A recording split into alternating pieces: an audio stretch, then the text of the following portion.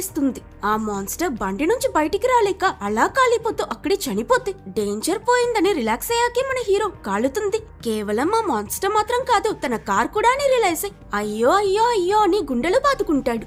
So ఇలా వీళ్ళలో కొందరు మాన్స్టర్ అటాక్ వల్ల భయపడి ఎమోషనల్ గా ఉంటే, మరికొందరు పోయిన కార్ వల్ల ఫినాన్షియల్ లాస్ ఫ్రస్ట్రేషన్ లో కూర్చునుంటారు. అప్పుడే ఈ మాన్స్టర్ ఏంటి ఎక్కడి నుంచి వచ్చిందని హీరోయిన్ అడిగినప్పుడు హీరోకి కూడా అర్థం కాదు. అప్పుడు శామ్, నాన్న ఈ రోజు రోడ్ నుంచి ఒక గుడ్డ తీసుకొచ్చాడమ్మా, నేను దానిలో నుంచి సౌండ్ విన్నా, అందులో నుంచి వచ్చిందనుకుంటా అని అంటాడు. ఇంతలోనే హీరోయిన్ కొత్త బాయ్ ఫ్రెండ్ తన బాడీ గార్డ్స్ తో అక్కడికి పరిగెట్టుకుంటూ వస్తాడు. కానీ అందరూ ఇలా సేఫ్ గా కూర్చుండడం చూసి ఏదో డేంజర్ అన్నా, ప్రాణాలకి ప్రమాదం అన్నా, ఏమైందో అని నేను అంత కంగారు పడుతూ నా ఇంపార్టెంట్ మీటింగ్ ని వదిలేసి వచ్చేసాను.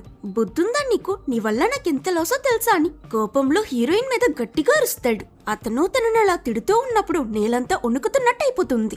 లైట్స్ అన్ని ఆన్ అండ్ ఆఫ్ అయిపోతూ వీళ్ళకేం అర్థం కాదు, భూకంపం ఏదైనా వచ్చిందా అనుకుంటే కిటికీ